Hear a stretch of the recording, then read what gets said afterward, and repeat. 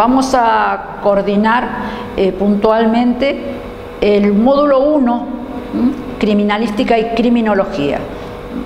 Voy a dar términos técnicos que deseo que todos los alumnos que nos escuchen y empiecen o comiencen a tomar esta materia, esta tecnicatura, puedan implementarlos. Vamos a hablar de criminalística puntualmente. Para empezar, vamos a hablar del bien y el mal. Quien lucha con monstruos debe tener cuidado para no resultar de un monstruo, ya que mirando desde el abismo, el mismo abismo concluirá en mirar por dentro de uno. Esto lo habla Nietzsche en su relato. Le estoy hablando de un filósofo alemán, donde este filósofo nos decía que para pensar como mente criminal no debemos contagiarnos, no debemos, ¿quiénes? Los técnicos, los auxiliares en criminalística. Tenemos que ser totalmente apáticos a la situación. El bien y el mal, la criminalística. Y después podemos hablar el doctor Raffo, el fallecido doctor Raffo, el excelente profesional médico forense, dice: para pensar como mente criminal debo colocarme la mente en ese individuo desviado. ¿Por qué desviado? Porque tiene un tema puntual con la inversión de los caracteres, es decir, no pudo decidir, no pudo elegir entre el bien y el mal. Todos nosotros tenemos el libre albedrío. Nosotros sabemos lo que debemos hacer por el bien y no tomar el camino del mal. El delincuente o el supuestamente delincuente, palabra que me van a escuchar decir continuamente supuesto. ¿Por qué?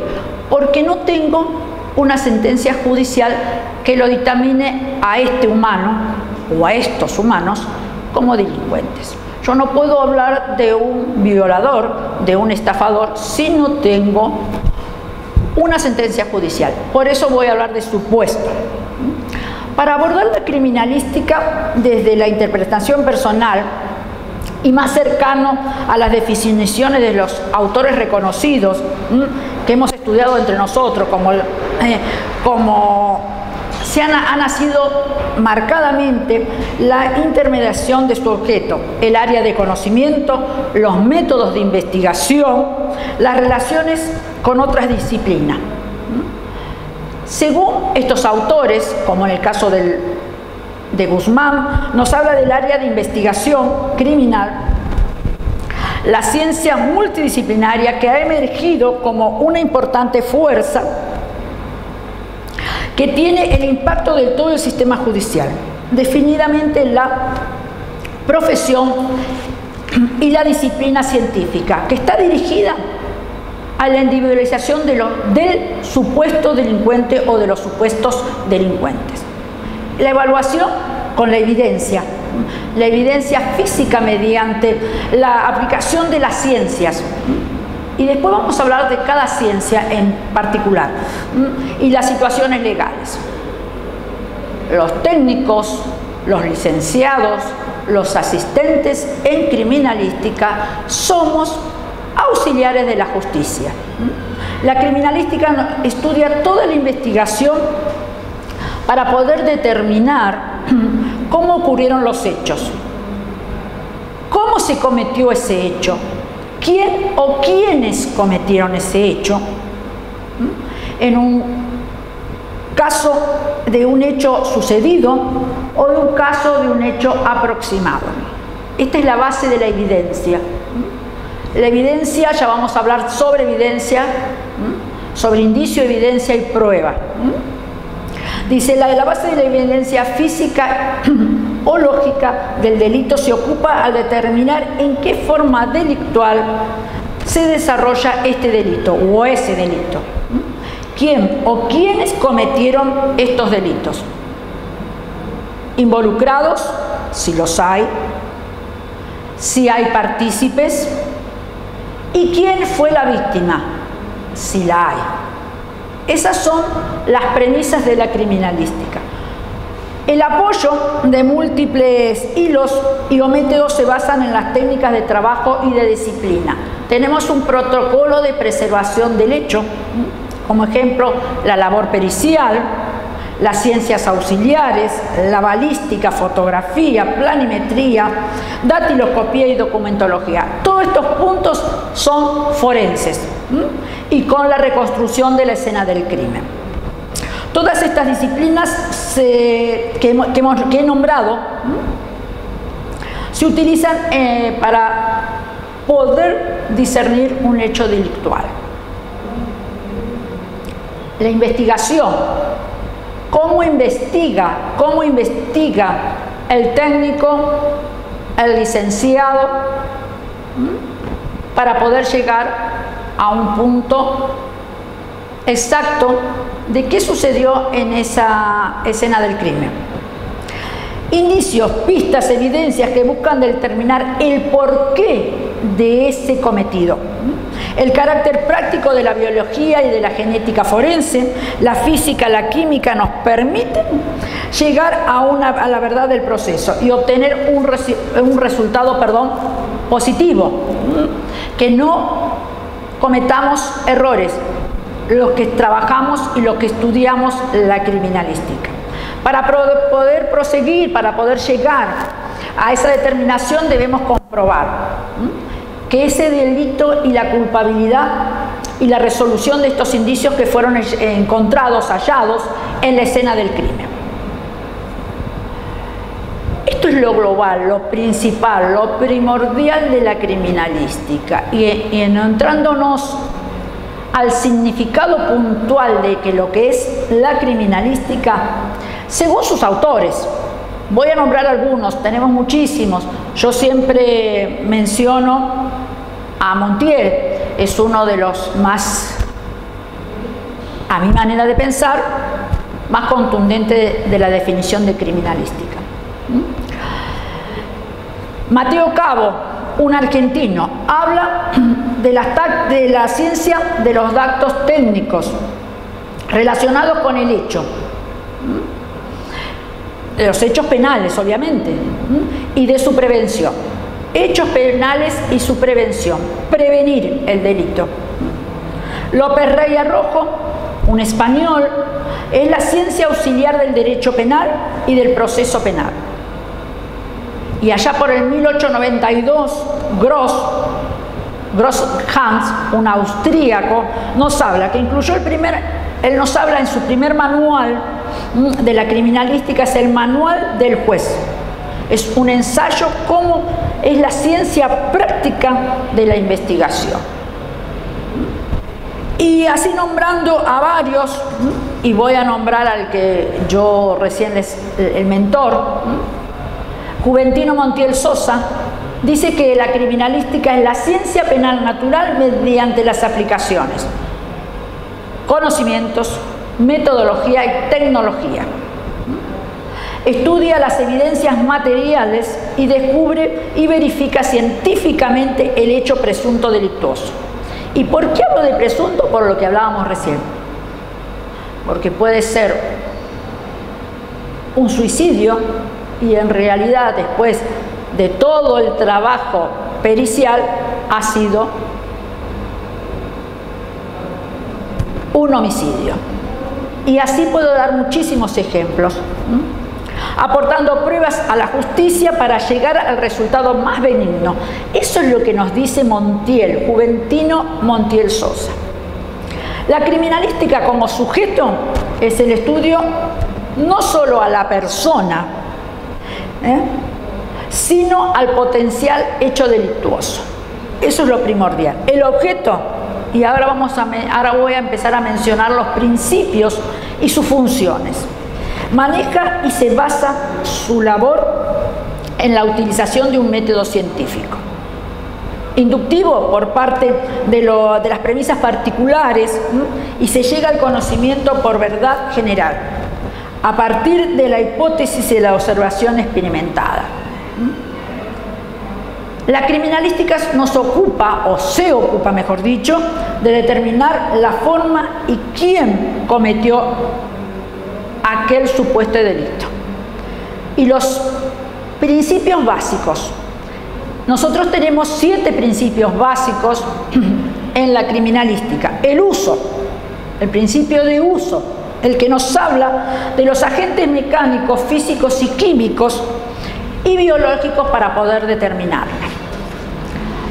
El principio de producción, utilización de agentes mecánicos. El de intercambio, según Lockhart, nos dice que entre la víctima y el victimario, víctima es el que sufrió, victimario o victimarios el que cometió el delito. Lugar del hecho y la víctima, si la hay. No hay delincuente que no deje parte de la huella aprovechable en la escena del crimen. Eso es siempre. El agresor se lleva rastros de su víctima o de sus víctimas, el agresor deja rastros, la víctima queda con rastros de su agresor o de sus agresores, y en la escena del crimen siempre contiene rastros de ambos, siempre, siempre. Vamos al principio de correspondencia. Los agentes vulnerables que imprimen las características donde impactan y se pueden comprobar. Ejemplo, una herida, una marca de pie calzado, una huella dactilar, una huella en una colilla de cigarrillo, y así puedo dar muchísimos ejemplos. La reconstrucción en la escena del crimen o de los hechos. Los indicios. Los indicios son los que fijarán la base y los elementos para poder conocer qué sucedió en ese lugar, en ese hecho concreto, para poder llegar a su reconstrucción. El principio de probabilidad. Esta reconstrucción nos dará un resultado bajo, medio o alto, según el grado de probabilidad que se encuentre en la escena del crimen. El principio de certeza nos habla del estudio de todos los indicios y cumpliendo con todas las técnicas y modos que llegaremos al resultado de certeza que ocurrió en esta escena del crimen o en esa escena del crimen. El principio de legalidad. Todos los peritos están sujetos a una regulación estricta. Deben cumplirlo y seguir al pie de la letra para garantizar el debido proceso. Más de una vez he hablado de la teoría del árbol envenenado. Es decir, todo lo actuado que se lleve de acuerdo a la ley, códigos, estatutos, reglamentaciones, normas vigentes de ese país o de esas provincias. Eso es la base de la criminalística. Vamos a pasar a coordinar qué sería o qué es la criminología. Esta ciencia se centra en la razón de los hechos en la escena, el porqué y su origen. Abarca razones socioculturales y socioambientales del supuesto delincuente o de los supuestos delincuentes. La criminalística intenta entender el desvío del delincuente, del supuesto delincuente, de los supuestos delincuentes, inmoral y antisocial. ¿Por qué se produce el delito? ¿Por qué se comete el delito? Esta disciplina se encarga a través del estudio del por qué. ¿Por qué sucedió esto? Las razones que desencadenaron este daño, el hecho, el incidente, la situación determinada de la escena del crimen. Buscando y tratando de entender las causales y las formas que se han manifestado en este delito. Se apoya puntualmente en la sociología, en la psicología y en la antropología forense. Este estudio de los patrones sociales, del comportamiento de los supuestos delincuentes, para poder entender y participar de la concreción de los hechos o del hecho, desde el concepto que da límite en el derecho penal. Prevención del delito. ¿Cómo prevenir el delito desde la criminología? La condición de disuadir la conducta atípica, social y criminal de estos, los supuestos delincuentes. Son apropiadas para la estructura social. Como hoy cuando yo comenzaba, hablábamos del bien y del mal, de poder discernir qué camino poder tomar, ¿no es cierto? Estas serían las bases de la criminalística y la criminología. Bien, vamos a hablar un poquito de medicina legal. Yo soy una amante de la medicina legal, me gusta muchísimo y me gusta que los alumnos también la recorran junto conmigo. Algunos alumnos me acompañan, son los muchos, otros les da sensación, les da impresión, pero es importante que el alumno pueda no solamente ver un vídeo, no solamente leer un texto, no solamente leer un tratado, sino también que participe y vea de lo que es una morgue judicial. Y vamos a hablar de medicina legal, como recién les decía, y voy a hacer una aclaración. Nosotros tenemos morgues, dos clases de morgue. La morgue judicial y la morgue hospitalaria o sanatorial. En la morgue judicial ingresan los occisos y óbitos que sufrieron una muerte violenta, una muerte accidental. La morgue hospitalaria, la morgue sanatorial es cuando una persona deja de existir por una enfermedad prolongada. ¿Se entiende? Esa es la separación de morgue. Bien. La medicina legal, ¿qué demuestra o qué quiere demostrar? Si un occiso, muerte violenta, un fallecido, muerte natural, han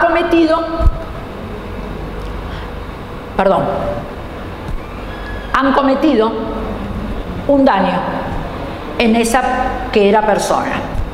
Después de fallecido, después de que todos nuestros signos vitales dejan de funcionar, pasamos a ser fallecidos, occisos, óbitos.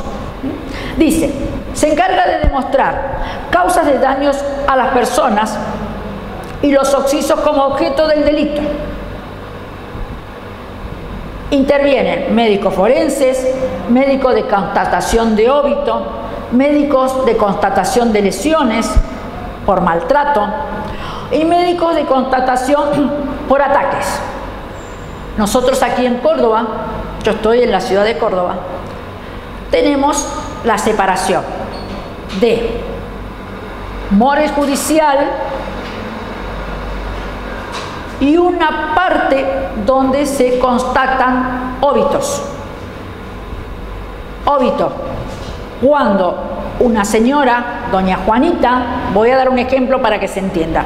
Doña Juanita, 89 años, vive sola, toma un montón de medicaciones, consume un montón de medicaciones y está a la vista porque hay prueba que tiene un médico oncólogo y que su hijo o su hija que llega a la casa la encuentra fallecida. Esos médicos forenses de constatación de óbito son los que van a extender el certificado médico. Ahora, si ese médico forense de constatación de óbito ve que doña Juanita falleció, la gira, la revisa, la tiene que revisar íntegramente, encuentra un orificio de proyectil o algo que lo supuestamente considere el constatador de óbito que hay lesiones, directamente envía ese cuerpo a la morgue judicial. Y ahí los médicos forenses son los que van a trabajar con ese cuerpo y van a determinar si se cometió delito o no. Bueno, vamos a seguir coordinando sobre medicina legal. Voy a hacer una aclaración. Ustedes van a encontrar en casi todos los libros que hablamos o que hablan los autores de autopsia. Y en realidad la palabra autopsia es cuando se realiza en la escena del crimen.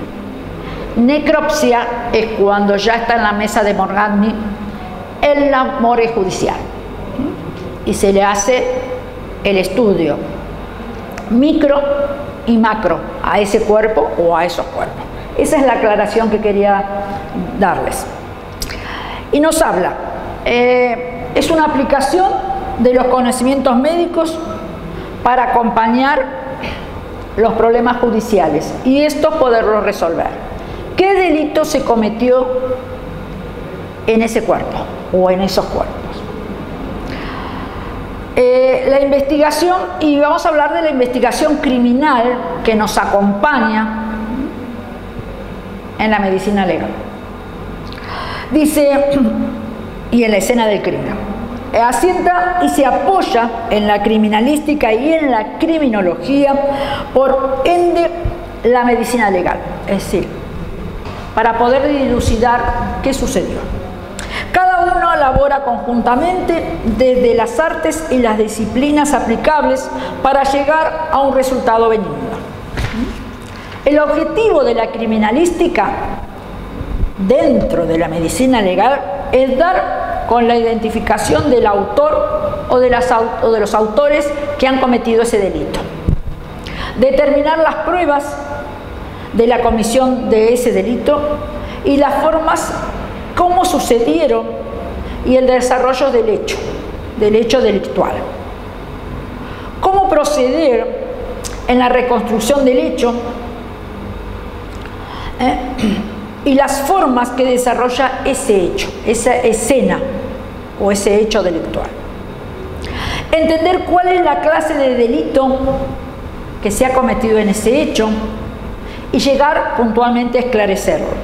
Investigar cómo debemos o cómo se debe investigar, observar, ubicarse y poder de intuición es lo más valedero para poder cerrar y para poder esclarecer.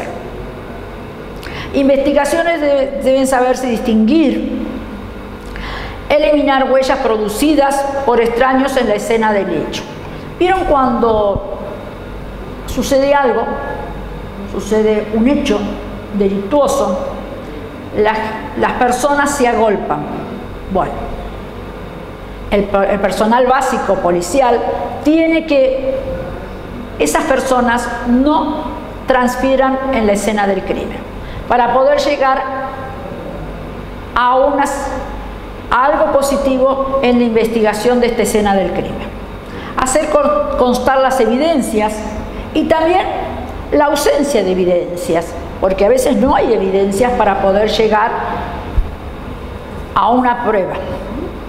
El objetivo general, es la evidencia de materiales, la recolección, la custodia de esa recolección para llegar a un cierre de un caso positivo. En el campo de los hechos, es decir, el laboratorio, investigar técnicamente para demostrar científicamente qué es lo que sucedió, determinar fenómenos y reconstruir el mecanismo de ese hecho delictual, aportar evidencias y coordinar estas evidencias con técnicas y sistemas de identificación de las víctimas o de la víctima, si lo hubiese, porque a veces no tenemos víctima. Aportar estas evidencias puntuales para poder identificar presuntos autores o autor. Aportar pruebas materiales. Y aquí vamos, la falta de estas técnicas, de estos materiales puntuales para la investigación, hacen no poder llegar a un veredicto positivo, a una condena, y poder saber qué sucedió en la escena del crimen y llegar a que esa impunidad de los autores o del autor puedan cumplirlo en tiempo y forma. Siempre hay huellas y rastros que exigen determinados conocimientos para poder hallar, recolectar, analizar y llegar a este resultado, el resultado positivo. Eso es lo puntual en la escena del crimen. Ustedes más de una vez en clase me hacen consultas sobre un caso, sobre el otro, y a veces determinamos el mal levantamiento, el mal recogimiento, la mala custodia de la cadena de custodia, para entregarlo a los laboratorios o a quien corresponda para que estos determinen qué sucedió. Vamos a hablar un poquito de las generalidades de la criminalística. Esto se apoya en métodos científicos y técnicos interdisciplinarios para poder desarrollar una labor ardua que tienen los técnicos, los licenciados y también los auxiliares en criminalística, contando con ciencias auxiliares y laboratorios periciales. Vamos a hablar de la criminalística de campo. Esta aplica conocimientos, métodos y técnicas para poder proteger el objeto, observar y fijar el lugar de los hechos, el hecho de la escena del crimen, así como coleccionar, suministrar evidencias materiales asociadas con este hecho. El arte forense es el retrato compuesto y hablado, realizado a partir de la memoria de la víctima. Es el más famoso porque este lleva a cabo los dibujos con bases y videos y fotografía. El fotógrafo forense es el que ingresa junto con el coordinador y va retractando situación por situación en escala. El testimonio, ya sean verbales, con fotos, videos, que ofrece este arte. La antropología forense, para poder determinar el sexo, la talla, la edad, el grupo étnico, incluso llegar a la reconstrucción facial de estos restos humanos.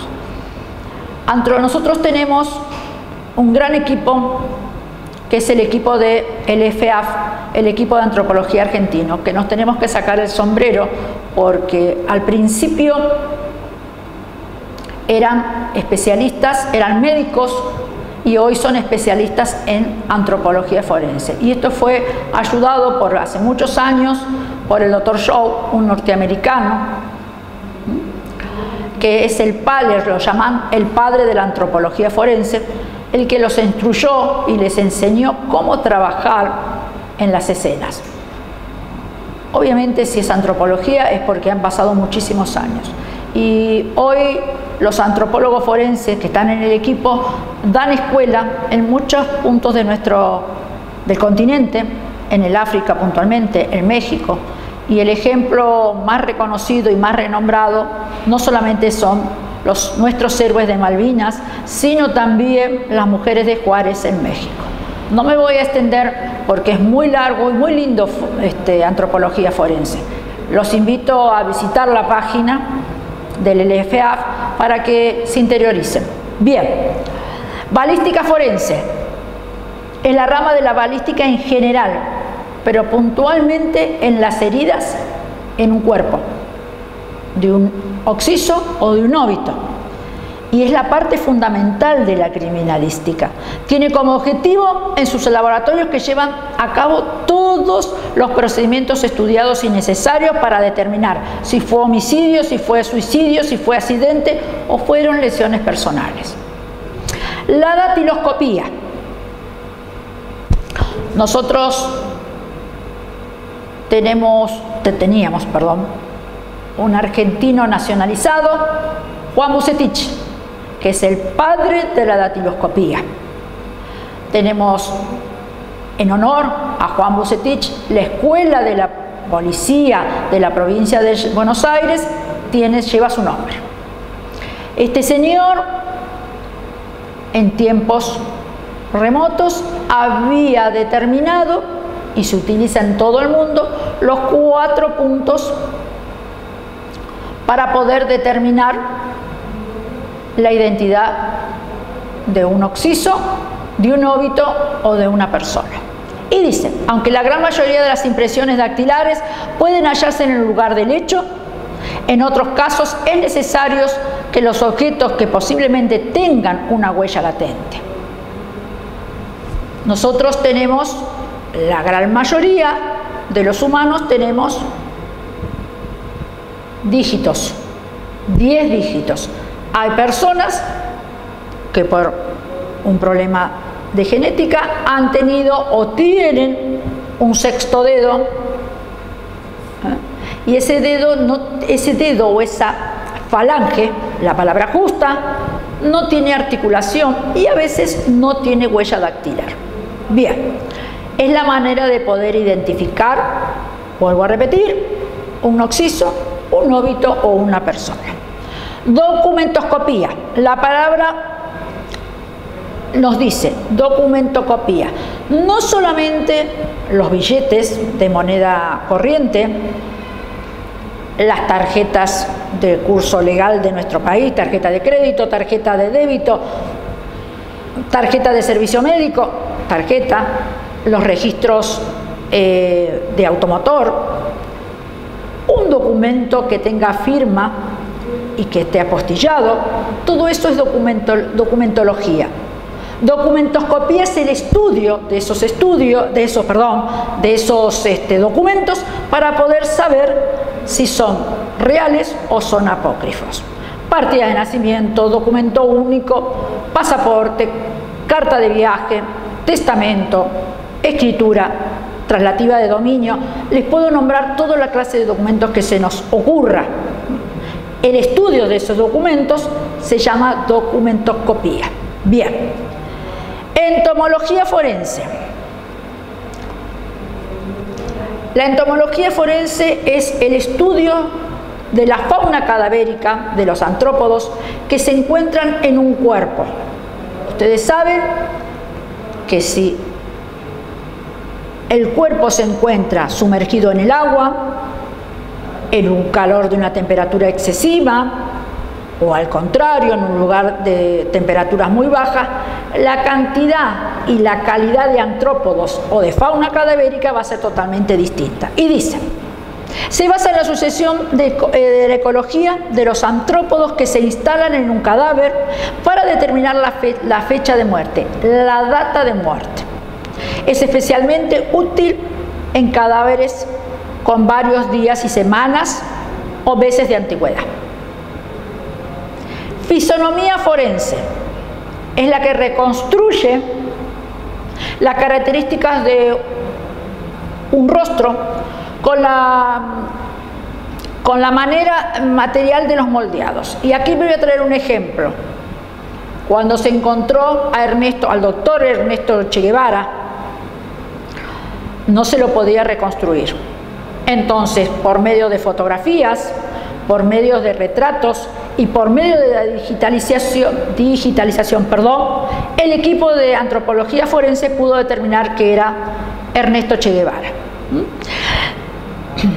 Con moldes de plástico, con varias capas de material para simular una piel, con espátulas, con el escultor, el especialista, con muchas agencias que utilizan programas de computadora para moldear el mecanismo de la digitalización 3D. Bien, fotografía forense. Y hemos hablado recién del arte forense. La fotografía forense es el fotógrafo que realiza la fijación fotográfica y o fílmica en la escena del crimen.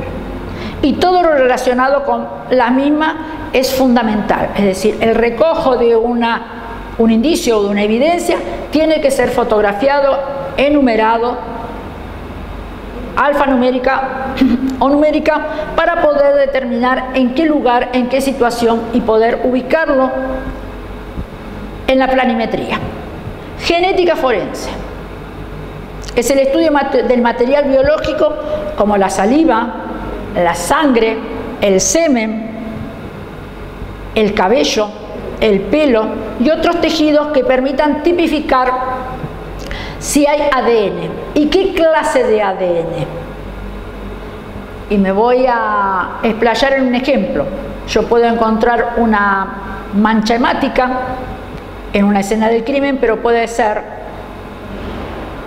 de la perra de la víctima, o puede ser sangre del victimario, o puede ser sangre del occiso. ¿Se entiende el ejemplo? Bueno, de esta manera la genética forense va a poder determinar si era uno de estos tres. Bien. Accidentología vial o hecho de tránsito.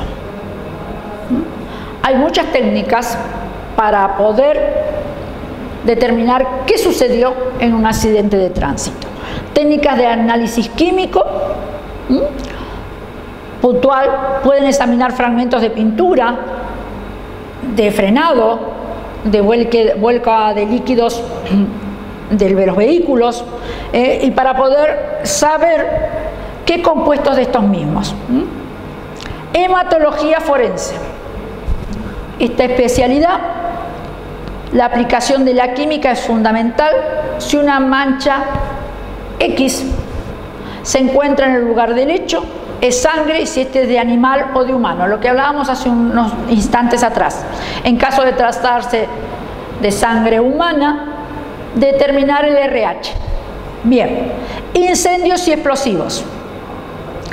Este estudio específico de la Superintendencia de Bomberos, de las policías, de las ciudades, de los residuos que dejan los incendios y las explosiones. Pueden utilizarse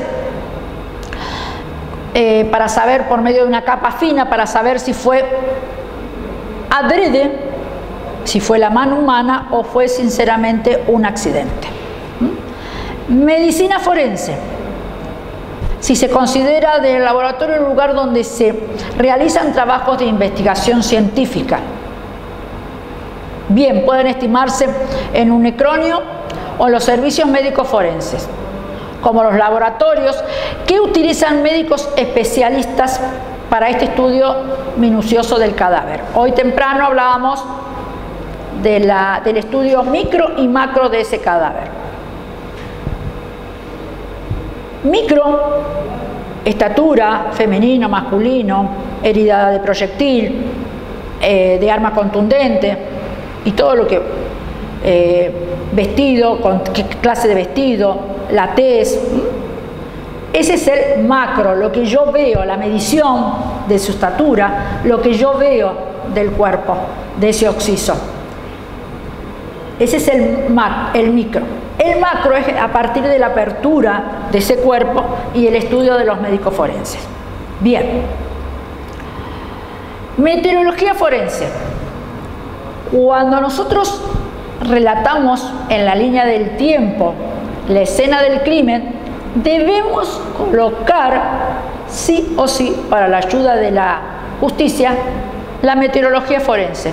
En la ciudad de Córdoba, siendo día 6 de febrero, con una temperatura aproximada de 25 grados, ¿se entiende? En la calle Avenida General Paz, 67 de la ciudad de Córdoba, disculpe que sea repetitiva, estoy tratando de enlazar una línea de tiempo para la escena del crimen. Esa es la meteorología forense. ¿Por qué? Si yo omito ese punto, su señoría va a tener que solicitar por medio de oficio a meteorología qué sucedió ese día, si llovía, si hacía calor, qué temperatura. ¿Se entiende? Bien. Odontología forense. Odontología forense es la única parte de nuestro cuerpo o de nuestros cuerpos que no se pierden en un incendio. Nuestra dentición, la cual nacemos, después de que nacemos, crece la primaria y la definitiva, tienen ADN. Y por medio de la dentición podrán identificarnos si morimos por medio de un incendio o incinerados. Hoy tenemos otros medios de prueba, porque tanto mujeres y hombres usamos varios aretes, tenemos tatuajes artísticos, entonces la identificación es más fácil, pero en la antigüedad se usaba la odontología forense. Y además en la antigüedad hablamos de las prótesis con oro, con piedras preciosas, que identificaban a ese que las tenía o a esa que las tenía, y si no, la sutura con hilos de oro. Es la antigüedad, no es hoy. Patología forense estudia las pistas que llevan a la causa de la muerte. Peritaje caligráfico. Nosotros, los seres vivos, consideramos que firmamos siempre igual. No firmamos siempre igual, pero sí tenemos un rasgo igual, porque estamos cansados, estresados, porque estamos apurados, o porque sinceramente ese día la lapicera no funcionábamos y levantamos la virome, la lapicera, levantamos el trazo 1 o 2 veces. El trazo es el mismo, capaz que la firma no es la misma. Bien. El peritaje caligráfico permite entablar la autenticidad de este documento mediante el estudio de trazos de la escritura fina o gruesa, el análisis de esa tinta, de ese papel. Y yo siempre traigo a cuento cuando dicto esta parte, que hace muchísimos años un señor llamado Franco Macri le habían secuestrado a su hijo de unos 25 o 30 años, que fue el expresidente Mauricio Macri, y los captores, los secuestradores, envían una esquela diciéndole, el puño y letra, supuestamente de Mauricio Macri: papá, paga el soborno porque me van a matar, algo así.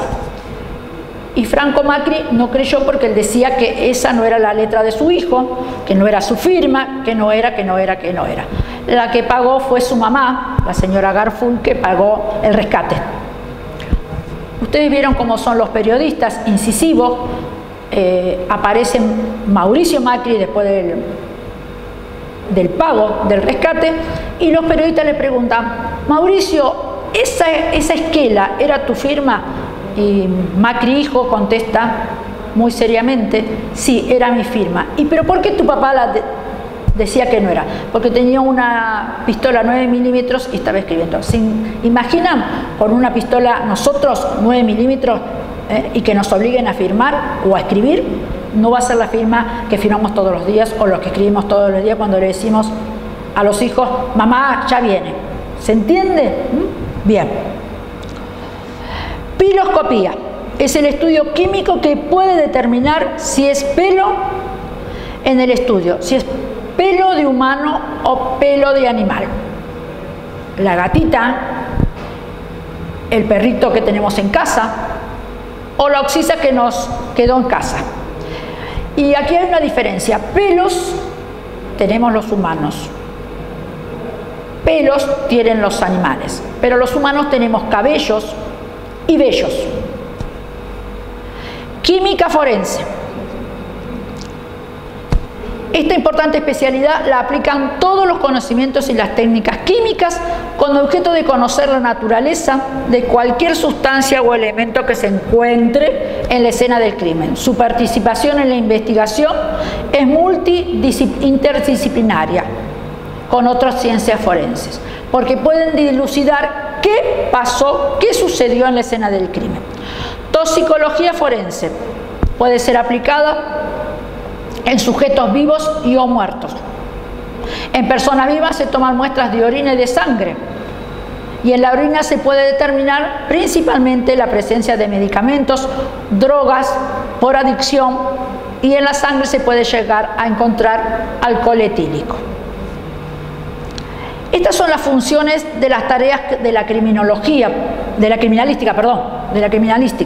Y ahora vamos a ver las funciones de la criminología dentro de la criminalística. Desde el estudio de la conducta atípica y antisocial de la criminalidad, es posible el método de la prevención de ese delito. y la administración de justicia, puntualmente.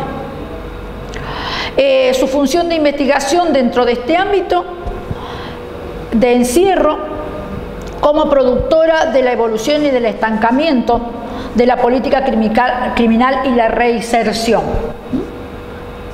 Eso es lo puntual dentro de la criminalística y la criminología.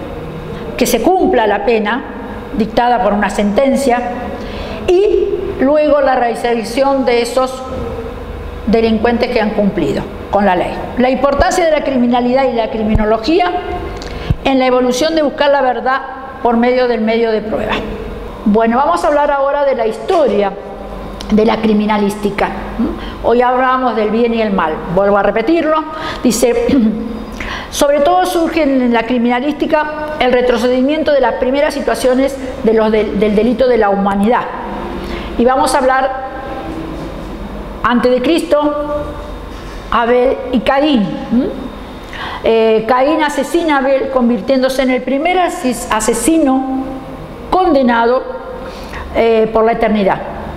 Desde ese entonces las sociedades han constituido normas y leyes que buscan una correcta armonía social, es decir, una investigación para llegar a la sentencia y para que esa sentencia se cumpla en tiempo y forma. Hablamos del ojo por ojo, diente por diente, de todo el mundo quedaría ciego, y la frase que da la satisfacción y evacúa el devolver la venganza para recuperar la honra perdida. No es lo correcto. No es lo correcto. Ojo por ojo, diente por diente no sería lo que la criminalística desea que se cumpla. Bien, vamos a hablar de los sistemas judiciales, el sistema inquisitivo, puntual primero. Dice, los actos de los cuales se hace afán Shakespeare cuando vaticina si cada cual se diese por su merecido que el hombre podría escapar del látigo. ¿Qué nos quiere decir?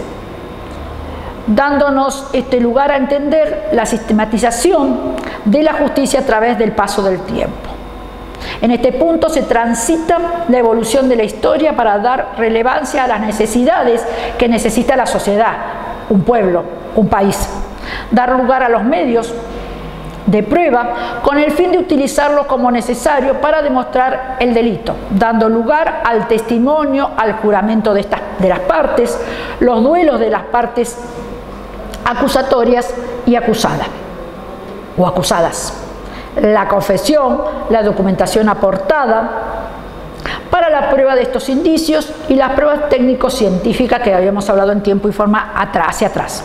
Si bien la primera parte enunciada, la confesión sirvió como principal medio de prueba.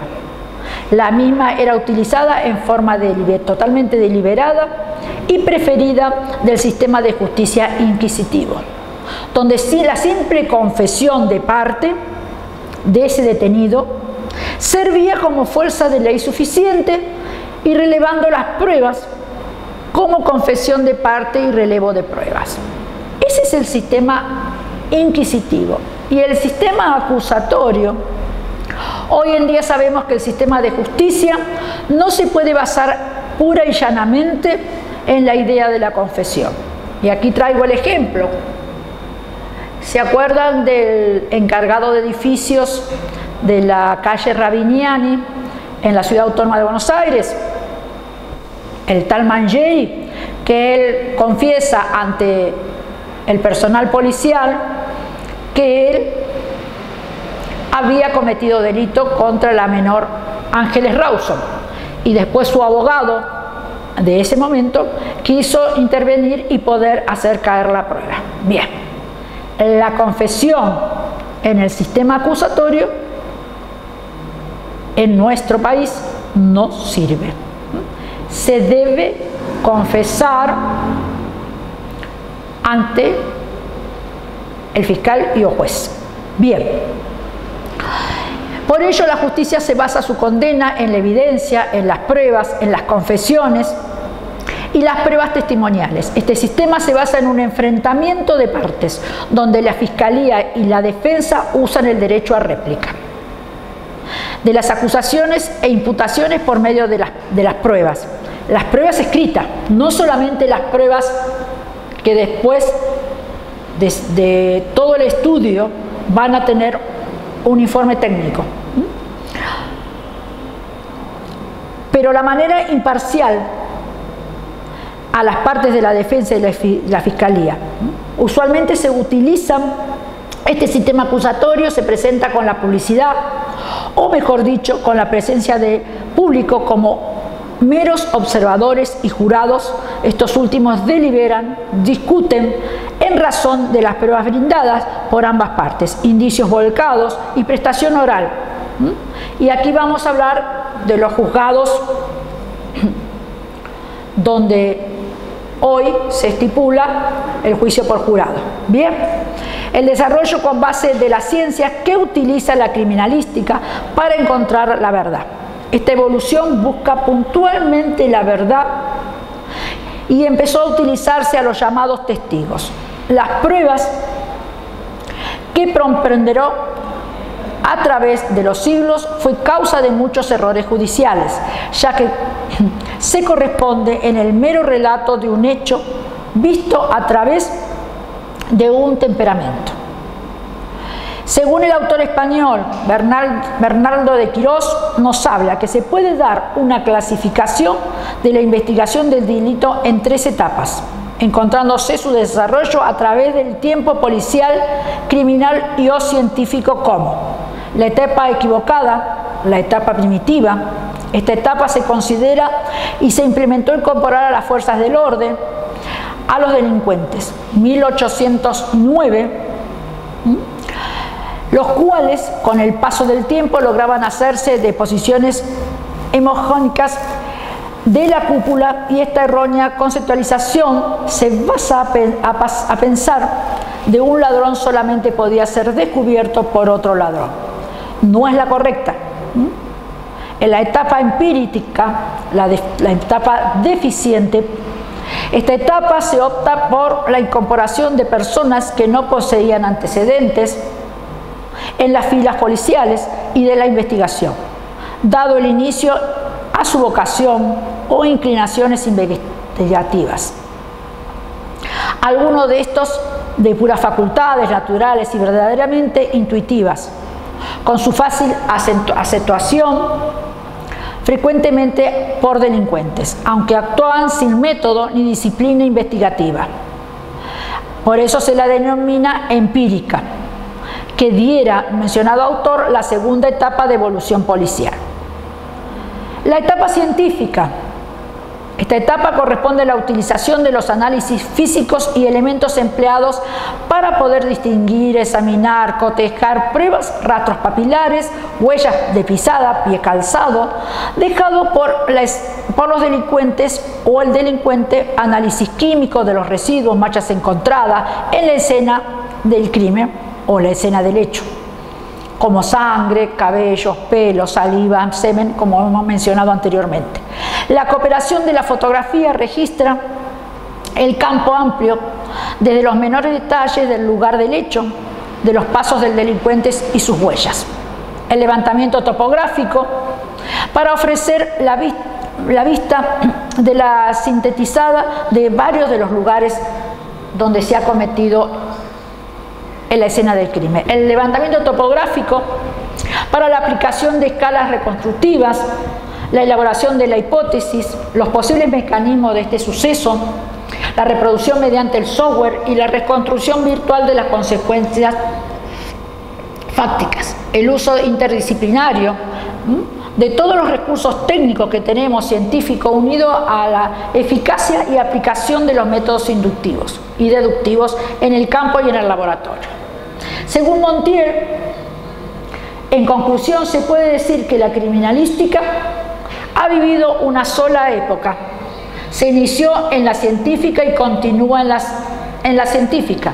Se ha terminado con la equivocación y el empirismo, la investigación policíaca, y a través de la historia se ha fortalecido con el enriquecimiento gracias a las aportaciones anteriores y actuales. Bien, vamos a hablar un poquito de la psicopatía, la clasificación de psicopatía que tiene el delincuente o los delincuentes, los supuestos delincuentes. La psicopatía se expresa por las tendencias antisociales que tienen estos individuos, innatas, debido tanto a la diferencia biológica cuantitativa de su temperamento o cualitativas en la función cerebral. ¿Quién la padece? Que dificulta la socialización de los mismos cuando se encuentran en edad de crecimiento. Y vuelvo a decir que tenemos libre albedrío en la edad del crecimiento. A partir de una cierta edad, todos sabemos qué es tomar el camino del bien y qué tomar el camino del mal. Desgraciadamente no hay en este caso un acuerdo pacífico entre la comunidad científica. Y buena prueba la incógnita científica que todavía hoy supone que el psicópata es el hecho de que empezar ni siquiera existe el concepto acerca del concepto de psicópata. La ciencia empezó a interesarse por la cuestión que hace 200 años aproximadamente. Desde entonces han sido muchas las definiciones y las excepciones del término que se han ofrecido. Trastorno psíquico, que se caracteriza en la deficiencia del control y de sus emociones, impulsos insuficientes de la adaptación y de las normas morales, asociabilidad y tendencia de la actuación y de las conductas antisociales. Esto lo extraje del diccionario médico Salvat-Mason en la tercera edición del año 1990. La psicopatía presenta un cuadro clínico clasificado como el trastorno de personalidad. Esto incluye el conjunto de rasgos de naturaleza interpersonal, afectiva y conductual, el estilo de vida y la antisociabilidad. El ámbito interpersonal de los psicópatas se caracteriza por poseer un encanto superficial, narcisismo o un grandioso sentido de autoestima, mentir de manera patológica y emplear como maestría la manipulación y el engaño. El psicópata primario no responde al castigo, a la aprehensión, a la tensión ni a la desaprobación. Parecen incapaces de inhibir sus impulsos antisociales todo el tiempo, no debido a la conciencia, sino porque ese satisface su propósito en ese momento. En realidad, no se sabe si llegan a comprender el significado de sus propias palabras. En condición se llama afasia semántica. Estos psicópatas, los secundarios, son arriesgados, pero son individuos también más proclives a reaccionar frente a situaciones de estrés, guerreros y propensos a la culpabilidad. Son agentes audaces, aventureros, poco convencionales, que comenzó a establecer sus propias reglas de juego temprana a su edad. Son conducidos fuertemente por un deseo de escapar o de evitar dolor, pero también son incapaces de resistir a la tentación. Los psicópatas carismáticos son mentirosos, encantadores y atractivos. Por lo general están dotados de uno o más talentos y lo utilizan a su favor y manipulan a los demás, a los otros. Son generalmente compradores y poseen una capacidad casi demoníaca a persuadir a los otros o al otro para que abandone todo lo que posee, incluso hasta sus vidas. Vamos a la clasificación de un sociópata. Se trata de un individuo de temperamento normal, que es muy difícil determinarlo, pero no tienen adquiridos los atributos socializados como consecuencia de una crianza negligente, incompetente de parte de sus principales agentes, sus padres. La psicopatía se conoce como el trastorno de personalidad antisocial, TPA. Esa es la sigla que conlleva. Se considera patología de índole psiquiátrica, psíquica, que deriva en las personas que padecen y pierden noción e importancia de las normas sociales. Se manejan por la libido y el impulso que los controla, buscando saciar el mismo. El sociópata común es un grupo importante que causa incremento de padres incompetentes. La conciencia débil, poco elaborada, tienen pocas perspectivas de futuro, son como niños salvajes a pesar de ser adultos, solo responden a los impulsos del momento, menospreciado y las metas a largo plazo, son depredadores habituales. El sociópata marginado es el individuo que no desarrolla la capacidad de amar y de relacionarse con los demás. Tiene la imposibilidad de establecer un vínculo afectivo con un grupo o con varias personas. El de tipo disociado son los sujetos imposibilitados de sentir algo por el otro o por los otros. El tipo no empático es aquel individuo que es capaz de implicar emocionalmente con su familia, el círculo más próximo, sus amigos, pero reacciona ante las demás personas como si solo fuera objeto, esos otros. El tipo hostil es el que rechaza la compañía de los demás y se vuelve destructivo y es hostil con ese grupo o con esos grupos. Por último, el tipo estafado es el sociópata, que es el sujeto que siente acomplejado por una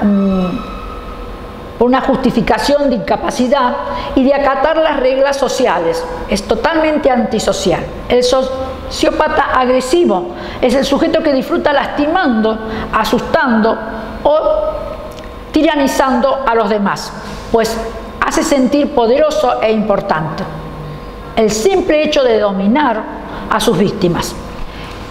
El sociópata disocial son las personas normales, tanto psicológicamente como de temperamento con factores constitucionales, que son los leales, que se identifican con la subcultura, cuyas normas y costumbres se basan en el comportamiento de depredador. En este caso, este tipo de sociópata está muy influido en los factores culturales y la proliferación de la sociedad y de las ideologías totalitarias, evidentemente, que potencia el tipo de estos individuos. Principios y objetivos puntuales.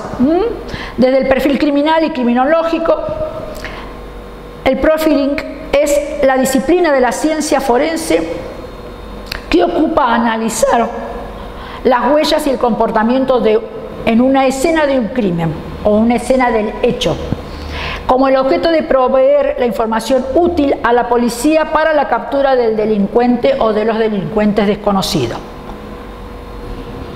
Los principios de la perfilación, el principio de intercambio, donde Lockhart nos dice que cualquier persona o cosa entre la escena del crimen deja algo de ella.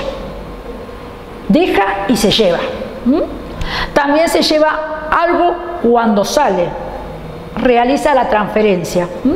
Para los perfiladores, lo que deja el criminal son sus decisiones, sus actos son un significado de lo que ha querido decir con el crimen, que tenemos que desentrañar los técnicos, los licenciados, los auxiliares en criminalística, las huellas, el comportamiento, las huellas psicológicas, lo que lleva son los efectos que ha hecho en su vida, la marcación, sus emociones, su aprendizaje, sus costumbres y sus miedos. Eso es la perfilación. Siempre será necesario interpretar un rastro, una huella de comportamiento de una serie de crímenes con la presentación de la caracterización de este delincuente o de estos delincuentes. La escena del crimen se define como el área que ha tenido lugar en un acto criminal. Ahora bien, un delito que es tipificado por nuestro Código Penal puede ocurrir en diferentes lugares, lo que puede dar al lugar diferentes escenas del crimen relacionadas con un mismo delito. El estudio constituye el corazón de la perfilación, es decir, un gráfico siguiente que observa la escena del crimen en el proceso de elaboración del perfil. El modus operandi de la escena del crimen que hemos de prestar atención, la firma del delincuente, es decir, la evidencia conductual. ¿Qué conducta tuvo ese delincuente o ese supuesto delincuente para cometer ese delito? La definición genérica del modus operandi, es señalar qué manera se comportó un criminal, lo constituyen elecciones y conductas por las que pretende consumar este delito. El modo o al modus operandi se refiere al cómo del delito. Buscamos conductas con método de aproximación a la víctima, engaño, sorpresa, momento del día elegido para actuar, zonas seleccionadas para abordar, para atacar, arma utilizada, fuerza necesaria para controlar a la víctima o a las víctimas. También cómo accede el sujeto de la escena del crimen y cómo la abandona. Forman parte también del modus operandi, llamadas las conductas de precaución, que son los actos que realiza el sujeto para evitar que la víctima oponga sus deseos y para que no sea reconocido o capturado por la policía. Llevar una máscara, tapar los ojos de la víctima, amenazarla para que no denuncie a la policía, etc. Firma. La firma de un delincuente constituye los rituales o conductas que revelan la fantasía de este delincuente. Supone que la sujeta a menor variación que estos elementos del modus operandi, los actos, cómo seleccionar determinadas víctimas, el diálogo establecido, las mutilaciones que les efectúa a las víctimas o a la víctima, la forma de dejar el cadáver, los actos post-mortem realizados en o llevarse el recuerdo como trofeo de la escena del crimen. Eso se conoce como la firma del delincuente. El motivo. Cuando se analiza la conducta de la firma, conjuntamente del modus operandi, podemos llegar a concluir en lo que motiva a este delincuente a haber cometido ese crimen. Motivación como la venganza, la ira, el sadismo, el sexo, el lucro o mostrar la lealtad a alguien en caso de los cómplices, ¿no es cierto? Generalmente mujeres asesinadas. Y otros crímenes como las violaciones y el supuesto violador. A este control la necesidad de dominar, de ser alguien diferente, mucho más poderoso, querer trascender en la vida convencional que se lleva y aspirar a ser algo más que un ser humano sostenido en la moral y en las leyes. El delito y la trama social, detrás de la comisión del delito, de la tipificación del delito, hay una historia que debe leerse desde la impresión de la escena a investigar, desde la recopilación de los vestigios del lugar, de la información de lo ocurrido, de lo sucedido. Allí empieza el inicio de la reconstrucción de la historia, la hipótesis para poder trabajar en un caso, y se puede ampliar la visión del entorno que lo rodea. ¿Cómo se resuelve?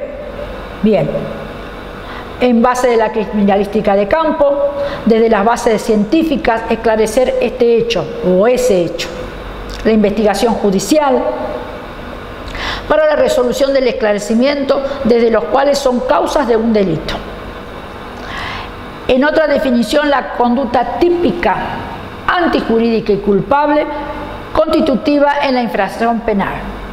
Toda acción u omisión que por dolo o por culpa da lugar a un resultado dañoso, estando prevista y tipificada en la ley penal. Dicha acción u omisión como el señalamiento que corresponde a la pena y al castigo. Que el delincuente no sea víctima de la sociedad. Usar la palabra víctima para el victimario es un arma discursiva más que descriptiva. Hoy hablé, víctima es la que sufre una situación dañosa, victimario es la que conduce esa situación dañosa. Hace que la seguridad no dependa solo del derecho penal, sino del central, que hace la seguridad fundamentalmente de la eficacia de la prevención, entendida como acción social y función policial. La razón de la represión, función policial, y la de un fiscal, de la utilidad y agilidad de los procedimientos para aplicar la ley, función legislativa y criterio judicial. El robo, artículo 164 de nuestro Código Penal, nos dice que se define robo como una acción de apoderarse de un bien ajeno en ánimo de lucro, sea mueble, inmueble o material, utilizando la vía de los hechos, osando el daño a perpetrarse, el cometido en la forma ilegítima, mediante la fuerza contra personas o cosas. Hurto, artículo 162 de nuestro Código Penal, define como hurto como la acción de adueñarse de algo ajeno, mueble o material, sin la utilización de la fuerza o el daño para su comisión en forma ilegítima, contra la voluntad de su dueño. Delito, lesiones, clases de lesiones. Bien, en Argentina la definición de delito es, según el concepto se brinda en el Diccionario de Ciencias Jurídicas, Políticas Sociales del catedrático Osorio, Manuel Osorio. Delito hace referencia a lo siguiente: son varias las definiciones que la doctrina y en algunos códigos penales se han dado como delito. El acto típicamente antijurídico, culpable, sometido a veces a condiciones objetivas de penalidad, imputable a un hombre y sometido a una sanción penal. Soler nos dice que la figura legal, la acción típica antijurídica culpable es adecuada a una figura legal, que conforme a condiciones objetivas, esta por el cual sus elementos sustantivos son acción antijurídica, la culpabilidad y la adecuación de la figura. Para la definición de Carrara, dice que es la infracción de la ley del Estado, promulga para la seguridad de los ciudadanos y el resultante es un acto externo del hombre, positivo o negativo, moralmente imputable, políticamente dañoso. Carrara perfecciona la definición de Carminaghi, es la infracción de la ley del Estado, promulgada para proteger la seguridad de los ciudadanos y que como resultante es actuar extremo del hombre, positivo o negativo, moralmente imputable y políticamente dañoso.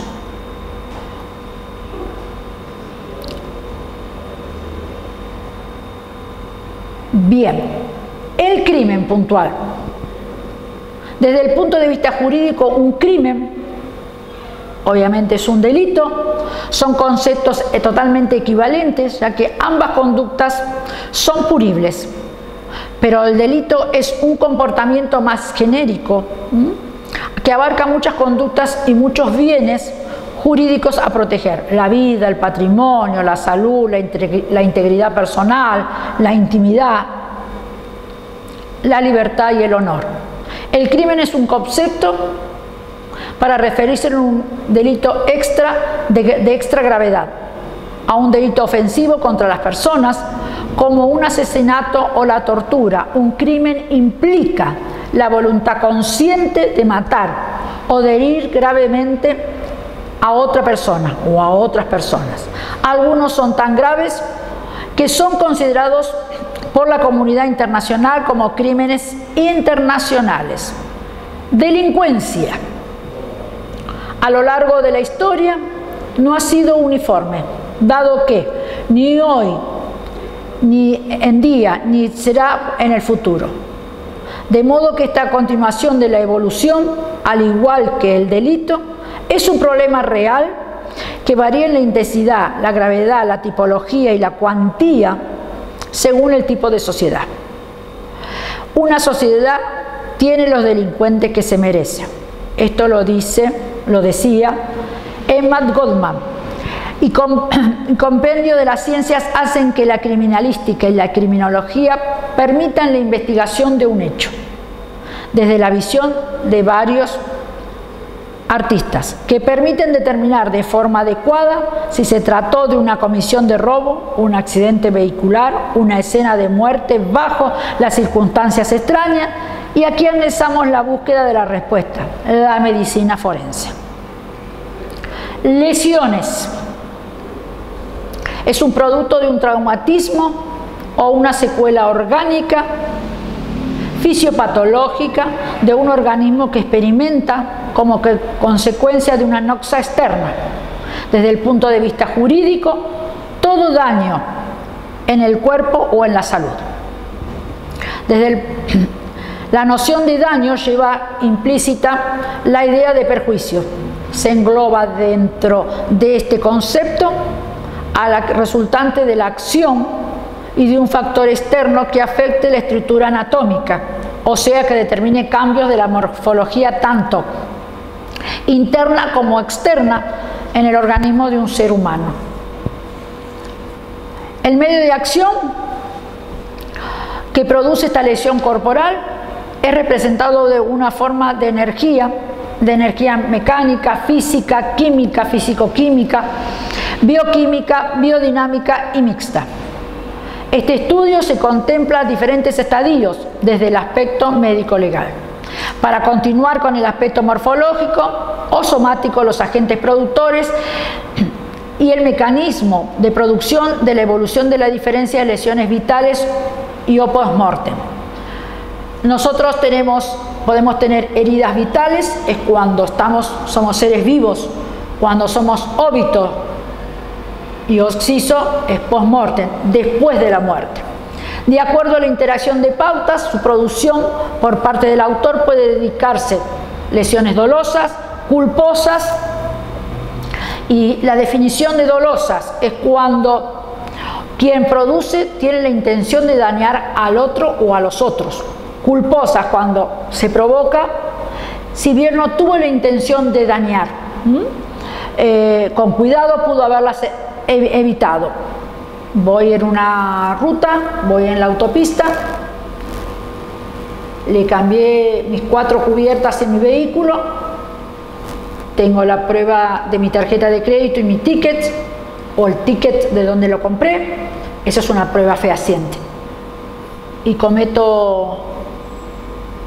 voy circulando, una explosión, mi cubierta hace un reventón y se cruza el guardarrayo.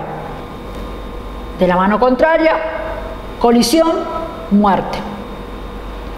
Va a ser culposa, porque yo tengo la prueba, voy a estar imputado, pero yo tengo la prueba que yo compré las cubiertas, que no cometí delito porque llevé mis cubiertas en condiciones, pero esas cubiertas, después del peritaje y del estudio técnico, va a arrojar que esas cubiertas tenían una deficiencia de fábrica. Ahora, el otro tema es si yo compro un vehículo de segunda mano, sé que tiene las cubiertas totalmente desgastadas y no las cambio y vuelvo a cometo el mismo accidente vial que el primero, bueno, voy a estar imputado y voy a tener la manera de estar procesado y voy a tener que defenderme para poder que no me culpen de muerte dolosa. ¿Se entiende la diferencia de tener culpa y tener dolo? Dolo es cuando intento, que yo sé que voy a hacer un daño, y culposa es, como vulgarmente se dice, sin querer queriendo.